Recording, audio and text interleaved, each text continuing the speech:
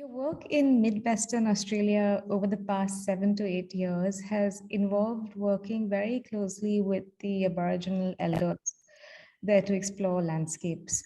Could you talk about what led you to begin this work and also how you arrived at it becoming your ongoing PhD research?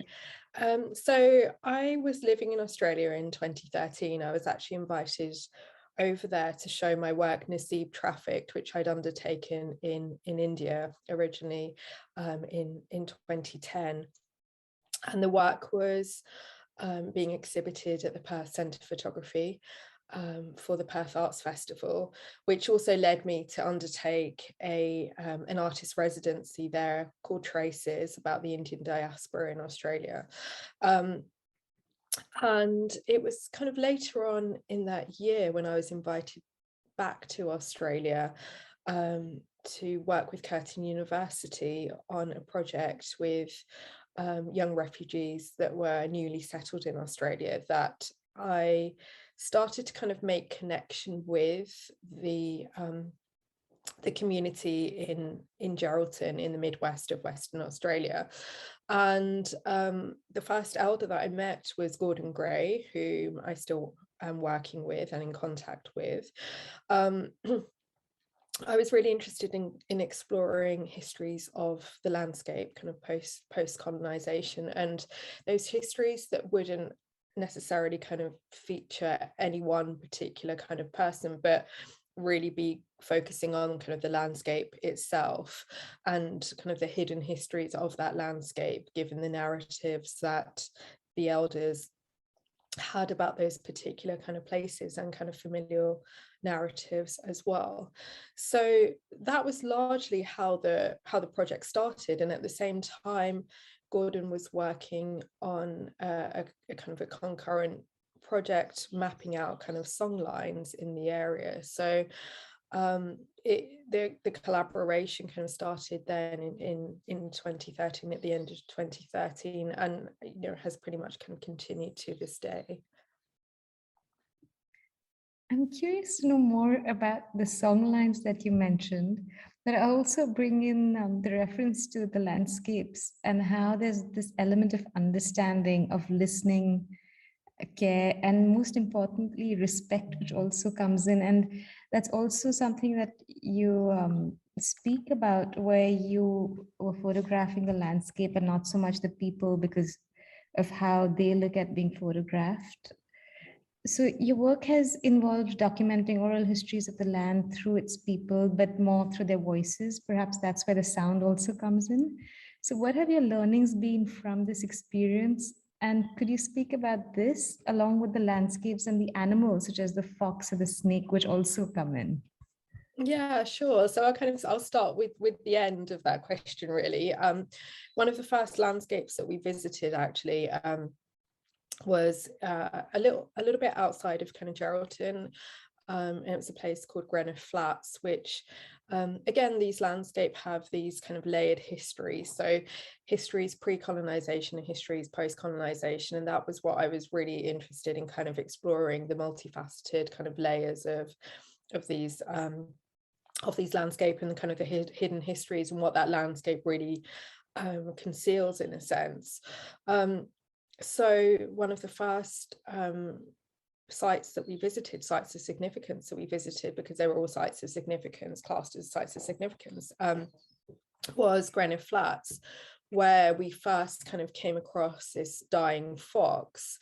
And the fox was significant because it was an introduced species to Australia and actually kind of ravaged like the landscape, which a lot of the introduced species did. So they had a detrimental kind of effect on those landscapes because they were not native animals. So it's a very kind of strong sign that Gordon was mapping out these song lines, and so song lines, just to kind of explain, trace journeys of kind of ancestral spirits as they kind of created the land and animals animals. And they're really kind of integral to Aboriginal kind of spirituality and tied to the Australian kind of landscape, and provide kind of important knowledge and cultural history and cultural kind of values to Aboriginal people. So this is what Gordon was doing on that particular landscape, and so the fox was kind of really, really significant. We came across the fox first. Gordon put it out of its misery because it was dying, and we were kind of contemplating what happened to this particular kind of fox. Could it be trapped by farmers, or did it meet another kind of fate? As we kind of continued walking a little bit around that area, we walked up this mound and found a dead snake. So it was a king brown snake, which is one of the deadliest snakes in Australia. It's a native animal, and it had its head severed, and all of these kind of ants like ferociously kind of feeding off its flesh. So in a sense, it was kind of this battle between the non-native and the native kind of animal, in which neither of them won that battle. So it was a very kind of strong encounter, and one that really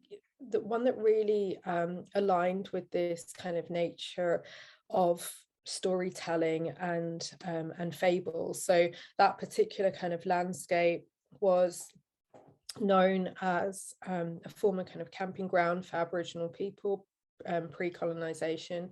It has a traumatic kind of history post-colonization as well. It was also a massacre site, but it is also known for a kind of a mythological kind of story as well. And so this first encounter kind of really remains in my mind very clearly in these images. And we returned to that site a few months later, 2 months later, to see what we could kind of find. There's an image of the dead fox, and which is kind of really melded into the landscape. So it therefore kind of becomes part of this landscape in its kind of death. And so they were both kind of both of those animals were very kind of significant to this story and to this project. What you said about the fox melting into the landscape in some way, that's also something that the people over there look at themselves in relation to the land. Yeah, absolutely. One of the other very dear elders who I was working with, who has sadly kind of passed away now, Clary Cameron, when I asked him what the significance of the landscape said, he said it's the soul of our people. And I think that again remains very significant to me through this body of work. I wanted to bring in what the outcome of this series of work has been through your research in the format of photography and film, specifically Super 8, that has involved time lag between filming and developing for you to see the outcome. So how did this extension or expansion of time influence the way you were working and researching, and how has this stretch of time carried forward into your larger practice?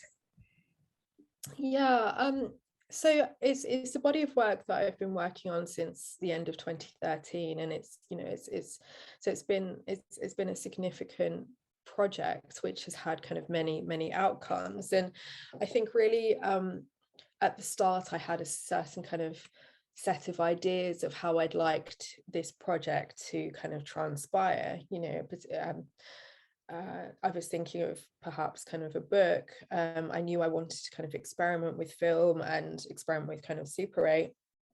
And but as kind of the project went on, it became a lot more kind of fluid than having those, necessarily kind of having those rigid ideas that were there at the start. And I think that really kind of speaks to also the fluidity of the friendships that have been kind of built up with the elders, and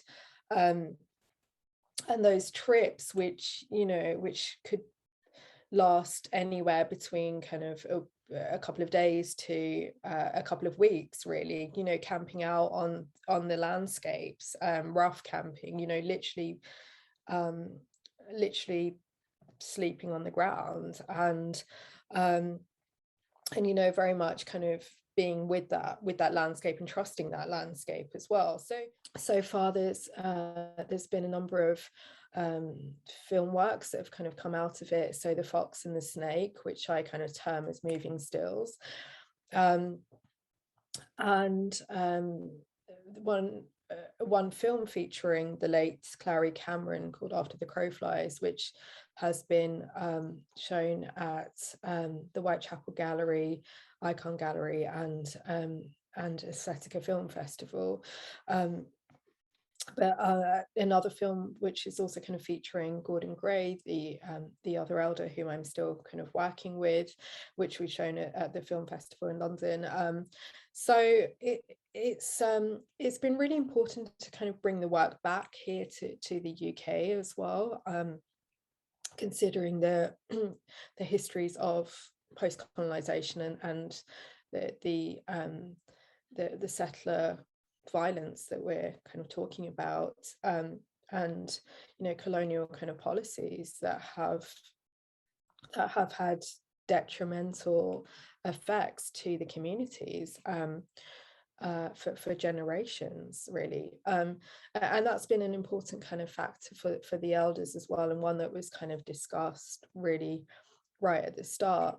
At the moment, I'm working on another film work featuring some of the female elders whom I've been working with as well, and that will be shown as part of the British Council UK Australia season. So in a sense, I would say the film work has kind of taken over the photographic work in this case, and you know, the voice has been really kind of important, and the narratives have been very important as well. You know, the narratives of the landscape, the familial kind of narratives as well.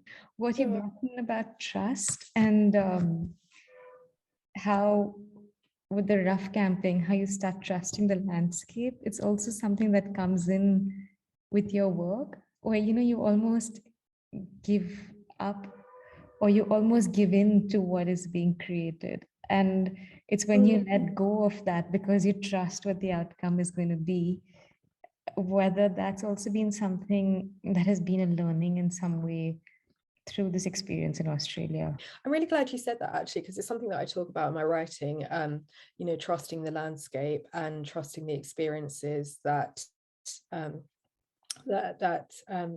that will come. I remember hearing in the middle of the night these kind of sounds, kind of the sound of the wind or sounds of kind of animals, etc., sweeping through that landscape, and waking up and thinking, gosh, what's going to happen? And eventually I think